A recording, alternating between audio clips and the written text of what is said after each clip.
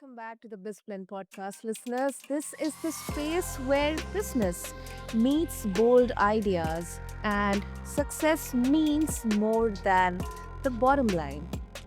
Now, today we are going beyond spreadsheets and strategies, listeners, into the raw, powerful terrain of challenge and stress. Our guests are Dana Pemberton and Colleen Robinson, the dynamic founders of the Digital Dojo, the Black Belt Mind, NAP, and your integral medicine. From trauma healing and mind body mastery to resilience and leadership, this duo brings decades of combined wisdom and lived experience. We'll be talking about the purpose of stress, the unexpected beauty in life's challenges, and how we can all move from just surviving to fully thriving in business as well as in life. So, whether you are leading a team, you're navigating through burnout, or trying to reinvent your identity, I hope that this episode will challenge how you see stress and maybe even how you see yourself. So let's quickly dive in. Dana and Colin, welcome to the show, and I'm really, really honored to have both of you with us today. Oh, thank you so much. That's a fabulous introduction. I'm excited to talk to you already. It's fantastic, Sana. We're really excited to be here. Thank you for having us.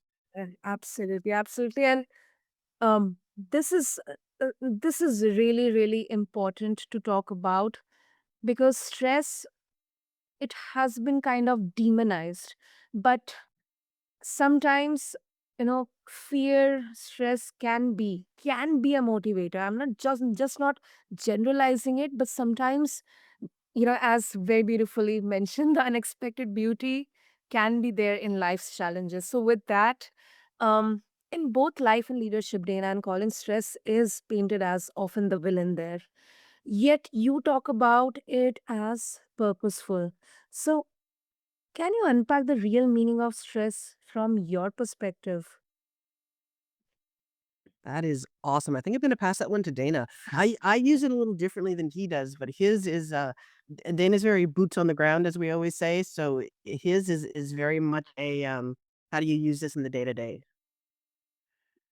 I'm excited to share some thoughts with you about stress and its potential purposefulness, Sana, in terms of how I work with it every day when I'm helping coach and develop leaders in business and proficiency in life for people across the board, whether it's in their personal lives and their families and relationships, or it's in the execution of their duties on the job or the running of their company or anything to do with their entrepreneurial spirit. So, for me, in the principles of the black belt mind, Mhm. I define stress as a very neutral thing, actually, which is different than a lot of people think of it as. Many Yeah. people define stress and they hear the word stress and right away they think negativity. Or sometimes there's a smaller group of people that think about stress as, oh, great, it's stress is a motivator. We can use it positively. I tend to look at it in a very neutral manner, and I define it as stress is simply the awareness of resistance. And Okay. in defining it as such, it gives us a more empowered way of discerning when stress is useful and productive and when it is debilitating and unproductive. So that definition comes very simply to mind when we think of the phrase, you hear people say it all the time, right? Well, we got to find the path of least resistance. Yep. Uh, Yep. And that saying I think is very true, but gets very misunderstood and very misused. And I'm only speaking in terms of application. Right? I'm not saying that this is the only way to look at stress and this is the only way to handle stress.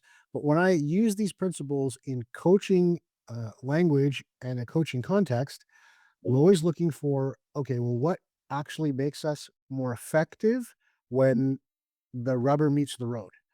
So the definition that I work with comes from that viewpoint as a priority. When we think about stress as simply the awareness of resistance, what it does is neutralizes the fear in stress and allows us to make a very conscious and self-determined situation or self-determined decision about how we're going to handle what we're perceiving as a stressful situation. Hmm. That is interesting. That is interesting. I mean, so many thoughts are coming in my mind. Great. Great. I would love to hear as many of them as you'd like to share. First of all, it's just straight away uh, giving me the nostalgia of Physics 101 when we learned about stress, tension, friction, resistance. Awesome. And for the fact that um so by this, are you trying to flip the definition of stress, or you are just helping to try to identify what is good stress or bad stress, just like we identify cholesterol, good cholesterol, bad cholesterol. So Yes. Mm, That's a great analogy, actually. mm. Yeah. Wonderful analogy. And Colleen, from the health perspective, certainly could take that analogy much further than me.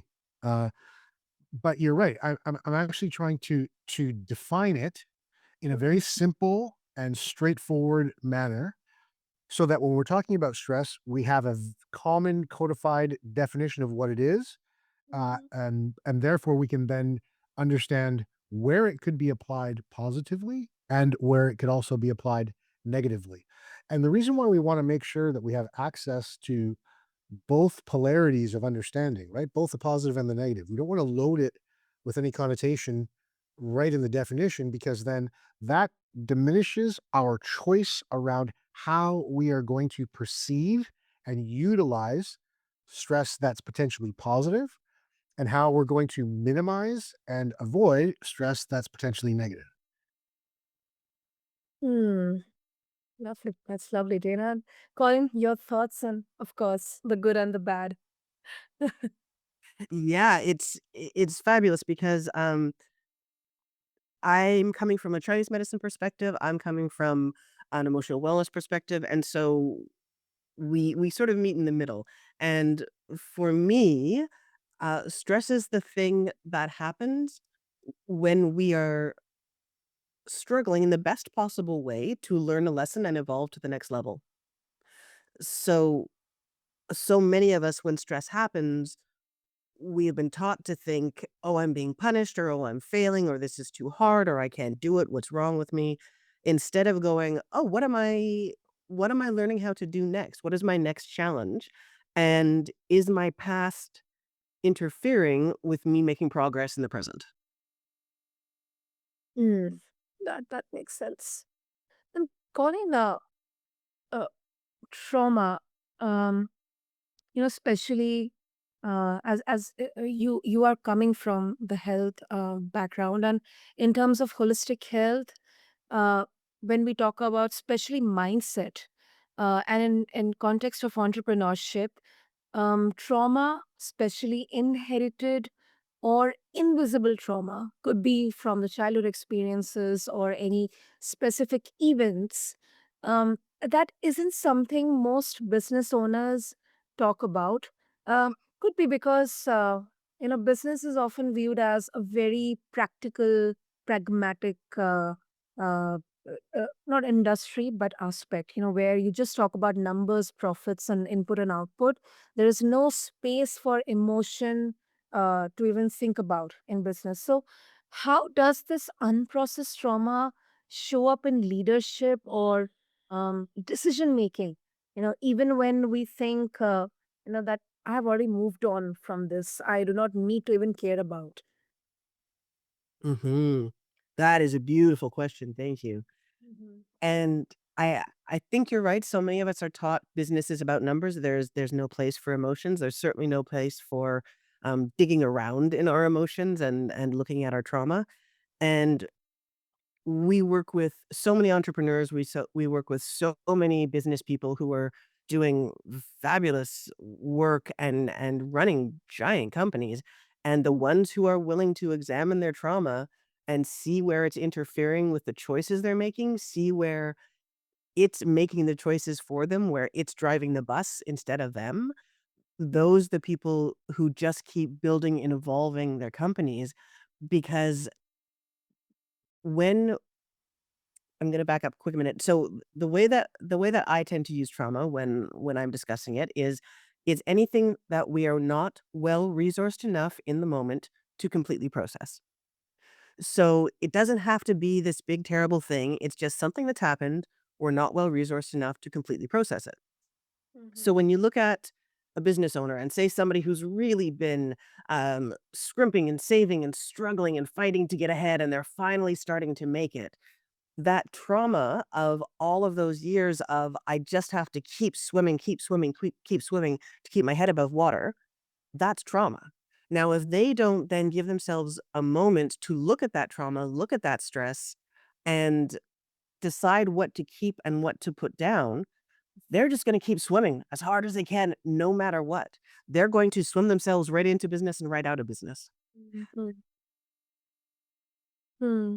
So basically, that the um. So this is what we can identify as a bad stress, and this could be the output of an unprocessed trauma, and then hence we see imposter syndrome sometimes, procrastination, or maybe just doubting yourself when as a business owner you're trying to take a very super critical decision, right? Yeah. Hmm. Got it, got it. Yeah, yeah. Yeah, so when you've got somebody who's got, a great way to put it, unprocessed stress or partially processed stress because they've processed enough that they can pretend they don't have it anymore. They've processed it enough that they can walk into that meeting, they can even tell themselves that they're making that choice completely logically. But we are humans, and humans are never completely logical as much as we like to think we are. So, the Mm. beauty of the self-aware business person is that they become very aware of when emotions are kicking up for them and when they're being led by the trauma, when they're being impacted by the trauma. So when it comes to that decision, when it comes to whatever it is they need to move forward on, they can feel the difference between something that is holding them back from the past, something that's still impacting them, something that they haven't processed, something that sometimes they're desperate not to process because it feels so dangerous. Well, now they're bringing that feeling of danger into that current decision. And when we are bringing past feelings of danger into the present unnecessarily, we're going to be making survival based decisions. And when you are running a business, you want to do better than survive. That's true. That is, I couldn't agree more with you, Colleen, on this. Coming back to Dana, you know, we just discussed that how it's just a general feeling among business owners and in entrepreneurship and startup circles that there's no place for emotions, and then your black belt mind talking about it. So this concept pulls from martial arts, where challenge is essential to growth, and somehow it gives me a picture of having that stoic body language that you have to control, hold your emotions, not let your emotions impact your output. So how does it all connect, data, and how does this mindset help people reframe everyday setbacks or workplace pressure? That's awesome. Those That's are the best great. questions. Great questions. Thank you. Yeah. I'm excited to field questions like that. It gives me lots of inspiration. So Mhm. when we talk about in the martial arts a concept called kamai, and kamai is in the literal translation means posture, right? Means position, and it doesn't just refer to physical position or just a set of techniques in terms of the expression of your posture, but it really comes down to like emotional, mental, even spiritual uh, posture, position, holding a proper posture in terms of your emotions, holding a proper posture in terms of your mindset, holding a proper posture in terms of your perception. So I developed the black belt mind as a system of 7 principles. And if you can think of the each of the principles like a point on the compass, okay? And why I analogize it that way is because a compass is a reliable set of reference points that allows you to navigate unknown and brand new, unfamiliar territory. Mhm. When we talk about Kamai, when we talk about posture, what we're suggesting is this idea that, okay, well, I've got a compass, I've got a set of principles that I can live by that are like the reference points on a compass. They're always consistent. I can tell in reference of each of those points what direction I'm going. Our goal is to hold up our compass in a place that it's easy to see and read. That's a way to express this idea of command, having good posture, being in a position where you are always optimizing your ability to check your reference points so that even though you might be in unfamiliar territory, you never get overwhelmed by the feeling that you're lost. This helps us to stay in what I call a state of readiness, which is a simple way of describing that we are always putting ourselves into the best position to assess all information available to us as neutrally as possible so that we can then take that information and apply it in an optimal way to help us make better and better choices. As we build the momentum of good decision making, it gets easier to retain our kamai, our posture, our ability to hold our compass into a position that it is easy to read. And from there, we can move forward with a lot of more confidence because Mm. we will build trust in our ability to make good decisions. Hmm. So is it like a recalibration or like course correction? No, beautiful, Sana. Yes, absolutely. Right? That's what an instrument, like a compass, is for. It helps us keep moving forward, knowing that we are not going to get too far off course if we run into an obstacle or an unexpected barrier, because we have something that's consistently telling us that overall, with each action, we're moving in the right direction. So that idea of course correction is exactly built into why I developed and Colleen and I developed and expanded the Black Belt Mind, because it is a set of reliable principles. Almost, when you're talking about physics, I love math and I love physics. I considered being an engineer at one point because I like the idea of constructing things that are built to last and be a function to humanity based upon principles that we can trust and calculate. So we're not just guessing anymore. We're actually applying a system of codified information in the form of different axioms to know and be confident in our predictability of outcomes. So many people think and feel, and I understand why, and I have felt this at some points in my life as well too, that success and satisfaction are just a matter of luck. Sometimes you're lucky, and then sometimes the universe or the gods smile on you, and then they grant you with something that you want. But then other times you're unlucky because you're not getting that same nod from the powers that be in order to move in a direction that you want, and you don't get there, and that can leave us saddled with fear. It can leave us in a bad posture because we don't know how to duplicate anything, and our success feels like it's something that's outside of a set of conditions that we can create, right? And we just feel like we won the lottery or we rolled the dice and the numbers came up that we wanted when we move forward with success and satisfaction. But the problem is that what happens when your number doesn't come up, and what happens when you don't feel lucky, and what happens when the dice don't roll your way. That kind of guessing game leaves us in a position of fear-based decision making, which is to touch on and tie to what Colleen was talking about.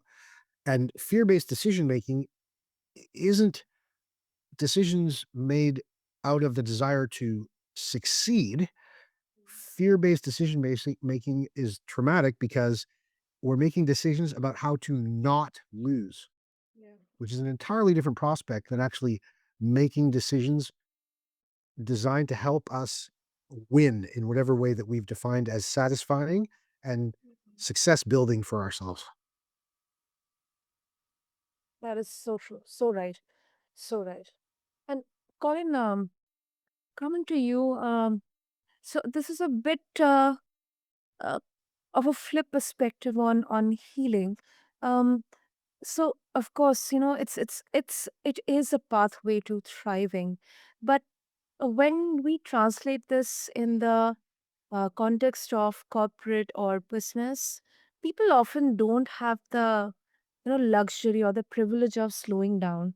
So how practical is this work for someone in a high stakes leadership role or just a professional role, without time for introspection? Yeah. Again, fabulous Mhm. question. Awesome, Sana. And I will give you the answer that I've given so many of our clients, and to which they almost immediately look annoyed with me for giving them. And they usually, almost every time, a couple weeks down the road, and certainly a couple months down the road, they're much happier about it. And my answer is, if you cannot afford to slow down, then you absolutely cannot afford not to slow down. Because the faster we go, the more we spin our nervous system up into a fight or flight state. The more we are in a state of just responding for survival, the more we are in a state of reacting instead of responding, the more we're in a state of doing whatever is going to, as Dana pointed out, um, cause the least amount of problems, not the thing that's going to cause us the most success. So people who feel like they're moving too fast and they don't have time for introspection, they don't have time to do this work. Um, they're setting themselves up to live more and more in a state of panic, and that is not where you wanna be as somebody who's making decisions with your livelihood, with other people's livelihood, with your money, with other people's money. And it's one of those places where when people give themselves that permission, it feels like, "Oh my goodness, I don't have time to go to therapy for a year. I have a business to run. I can't sit here and just think about what my childhood was like. Why are you asking me to do something so silly?" And it's not that. It's not this pointless, "Let's go over every detail of your life."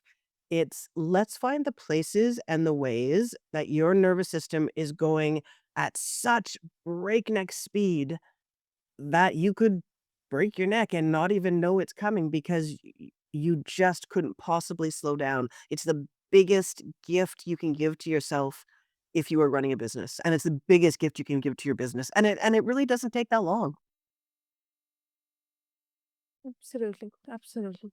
And that's how it ties up with what Dana said about fear-based decision making, Yes. coming from the point of survival. Oh, wow, Yeah. good. And to both of you, Dana and Colin, so you help both individuals and corporations heal and evolve. The true definition of holistic mastery, mind, body, and soul. So, what's one or maybe more than one tool or technique, be it like the Digital Dojo or NAP or YIM, that listeners can start using right now to transform their relationship with stress? Fabulous. So do you wanna take that or shall I? I have an answer, and I'm sure you do too, but whichever one is for ladies first. Um, my answer is the simplest, shortest, easiest way to get a taste of this, to just see how you feel when you take 5 minutes, 7 minutes a day, not a lot of time.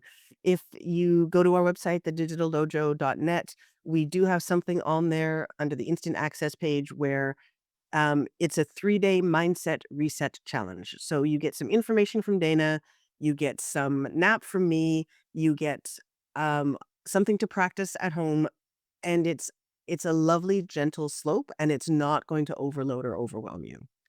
And people who are really feeling like Dana's work really speaks to a lot of business people. And so a lot of people end up signing up right now on our website. And again, for free, we want people to have this information Mhm. because the more we all are able to heal ourselves to move forward, the better we are out there. When you look at these business people who have worked on themselves and you look at how much happier and more productive everybody who works with them is, it spreads really quickly. So the white belt mind, the first level of the black belt mind is on there. And again, people can sign up for free and just test the waters. Just see if that's the thing that speaks to them. What's your answer? My answer is right along the lines of that one. I don't know if it'll be as good, but I'll share it anyway. That was a really great call. So one of the things that I run into on a daily basis with people under stress in a corporate environment, a business environment, an entrepreneurial environment is doubt.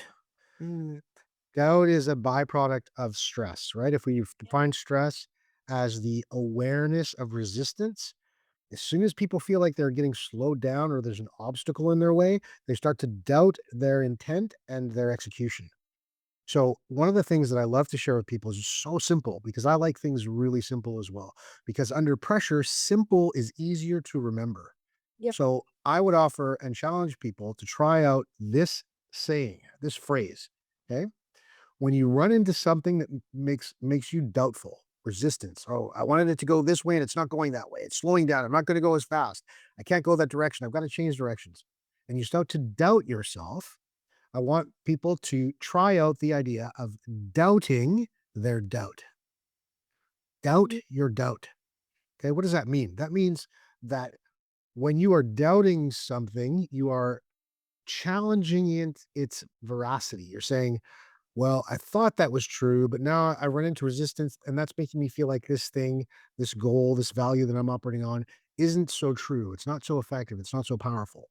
As soon as you run into that sense of doubt, the doubt is already present. Harness it one more step and doubt that.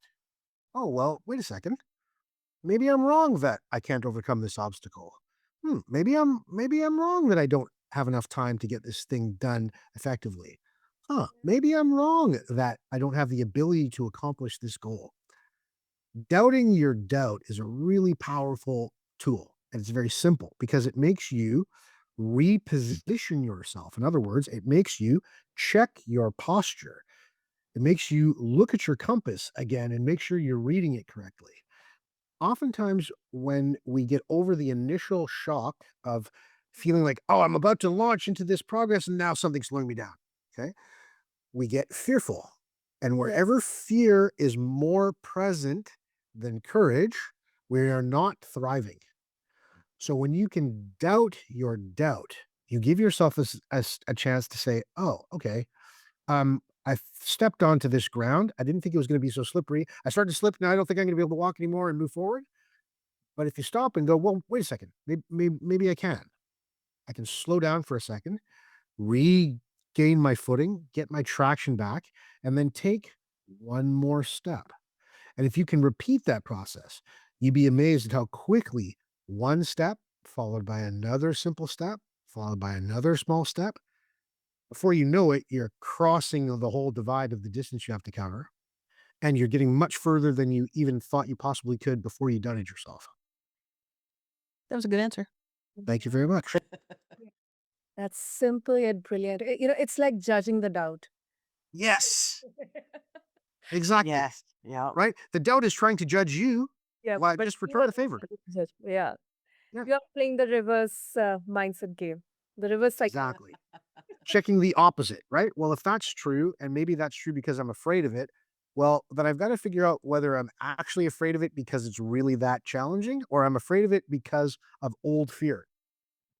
Doubting your doubt helps you make that discernment much more quickly. Absolutely. Wonderful. Wonderful. Great. I mean, this was such a powerful conversation, Dana and Colleen. So, before we wrap up, once again, if our listeners they would like to connect with both of you, what will be the best way? Yeah, this has been a fabulous conversation. I'm so excited about next time already. Oh my gosh, Anna, this is wonderful. Thank you And so much. the best way to get a hold of us is at thedigitaldojo.net. You can email us from there. You can sign up for our newsletter there. We'll let you know when we have new classes that are coming out and new groups, and we always have informational things going throughout the year. So there's if somebody wants to dive into a big course, or if somebody wants to just test the water with the mindset reset, there's always something to do there, and they can always reach us there as well. And they can also find our YouTube channel there, where we're posting stuff every week to make sure that people have lots of information to just keep moving themselves forward. Absolutely. Great.